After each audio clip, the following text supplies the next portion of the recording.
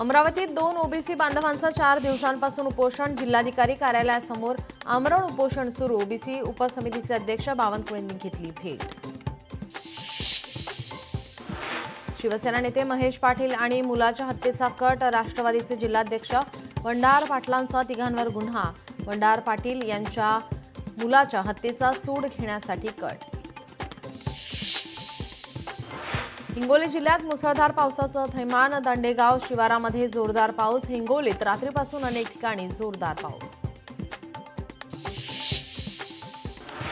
धाराशिवमध्ये रात्रभर पावसाची बॅटिंग. एक दिवस उघडलेला पाऊस पुन्हा सुरू. शहरातील बस स्थानकासह सखल भागात पाणी साचलं. पावसामुळे नदी नाल्यांचं पाणी पुन्हा वाढलं. साताऱ्यात पावसाचा अक्षरशः धुमाकूळ. गेल्या 24 तासांपासून जोरदार पाऊस सुरू. शेतकऱ्यांमध्ये मोठ्या प्रमाणात भीतीचं वातावरण.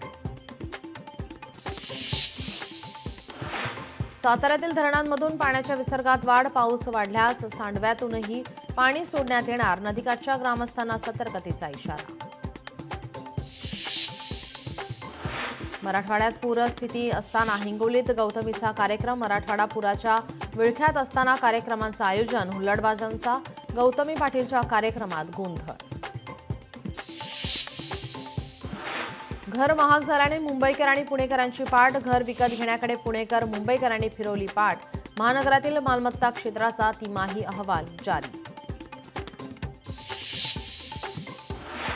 गरब्यात लाऊडस्पीकरला रात्री 12 वाजेपर्यंत परवानगी. सोमवारी 29 सप्टेंबरला रात्री 12 वाजेपर्यंत परवानगी. मुख्यमंत्री देवेंद्र फडणवीसांचा महत्त्वाचा निर्णय.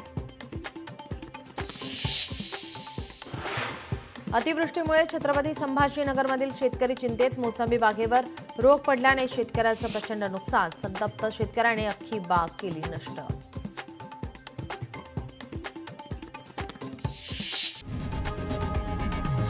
लोकशाही मराठी ऐका, पहा, जागरूक रहा.